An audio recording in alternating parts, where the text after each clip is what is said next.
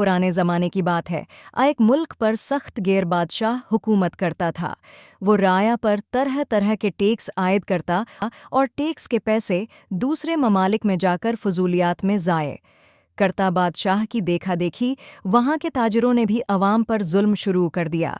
1 रुपए वाली चीज़ 5 रुपए की बेचकर नाजायज़ मुनाफा कमाते। बादशाह को उससे कोई गरज नहीं थी कि मुल्क में क्या हो रहा है, अवाम किस हाल में है। बादशाह जब राया पर टैक्स लगाकर थक गया तो अवाम ने टैक्स के खिलाफ एहतजाज शुरू कर दिया। बादशाह ने उसका हल ये निकाला कि एक बड़े मुल्क से सौद पर कर्ज लिया जो आमदनी से ज़्यादा था। मुल्क कर्ज व सौद की दलदल में धंसता गया। आतने में बादशाह का इंतकाल हो गए। बादशाह के इंतकाल के बाद इसका बेटा बादशाह बना जो नेक, सालेह और ईमानदार था। वो अपनी राया को खुशहाल देखना चाहता था।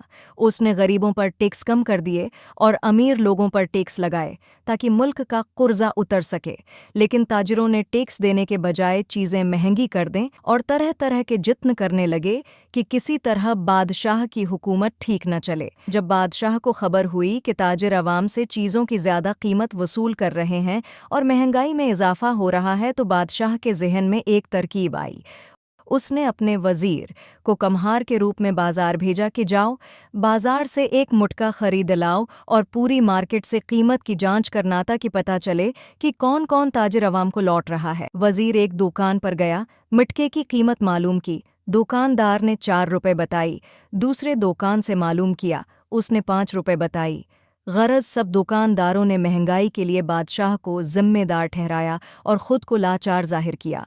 सारी बातें वज़ीर ने बादशाह को बता दें। अगले दिन बादशाह ने वज़ीर से कहा कि आज मुटका लेकर जाओ और बेचना शुरू। वज़ीर ने कहा, कल तो आप यही मुटका 5 रुपए का दे रहे थे और आज हमने उसकी कीमत 50 पैसे से ज़्यादा नहीं लगाई, 50 पैसे का खरीद रहे हो। वज़ीर ने सब वाक़ियात बादशाह को बता दिए। बादशाह ने उन ताजिरों को सख्त सज़ा दी जो अवाम का खून चौस रहे थे। चंद ताजिरों को सज़ा दी तो बाकी सब ताजिर राह रास्त पर आ गए। इस तरह ताजिरों ने टैक्स भी देना शुरू कर दिए जिससे मल्क का कर्जा भी उतर गया। हर चीज़ सस्ती हो गई, मलक खुशहाल हो गया। अब अवाम नेक बादशाह को दुआ दे रहे हैं।